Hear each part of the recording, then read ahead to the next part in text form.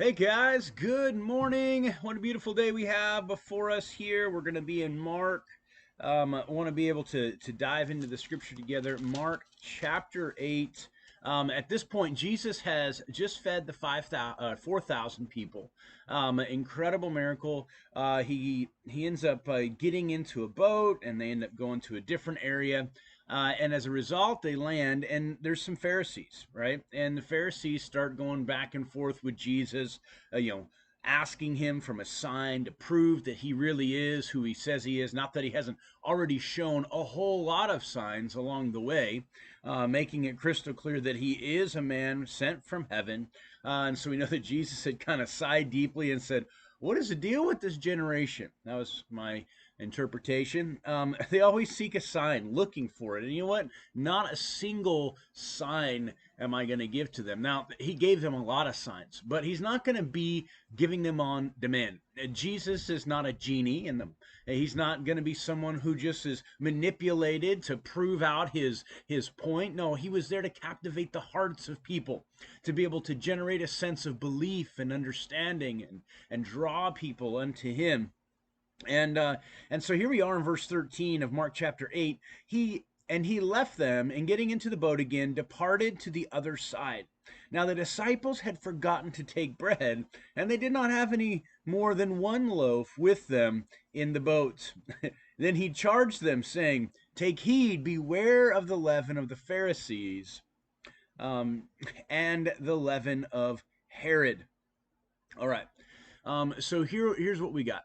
We've got the disciples. They end up getting back into the boat. They find out they only have one loaf of bread, and apparently this was a big deal, right?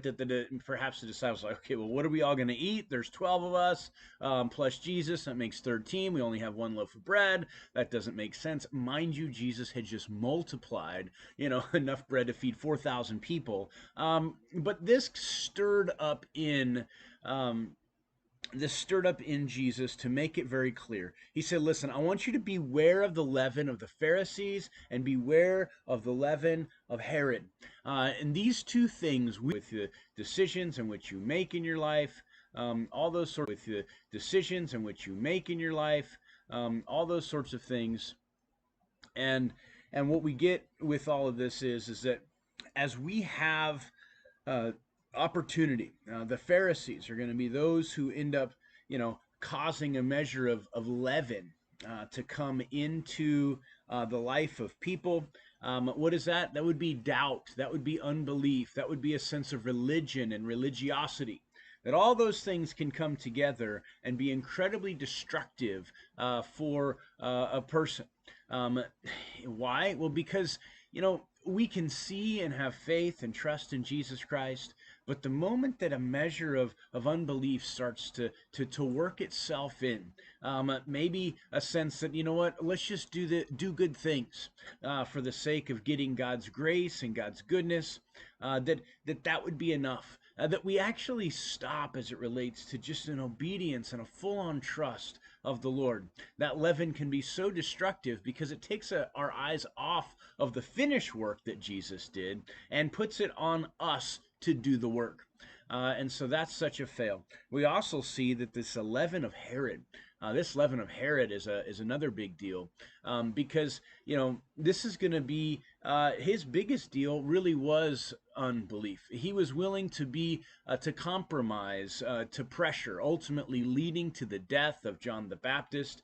And so that would be compromise. One little ounce of compromise would start to work throughout the whole of his life, and that's the same for us. And so that's what he's warning them. So you guys have to be careful because there's so many opportunities to stumble, so many opportunities to fall. But listen, remember the work that Jesus did by multiplying the bread and the loaves. It wasn't just to provide some sustenance for the people, but it was to prove out that our whole trust and faith can be put solely in him. And to be careful, there's all kinds of things that are distractions, all kinds of things that could start to work themselves into our life and would cause us ultimately to fall and fail and miss that awesome mark that God has for us. We don't want to do that. And so encourage you, keep your eyes on the Lord, be excited for the things to come, and love you all. God bless you guys, and continue to stay faithful to the Lord. And we'll have another devotion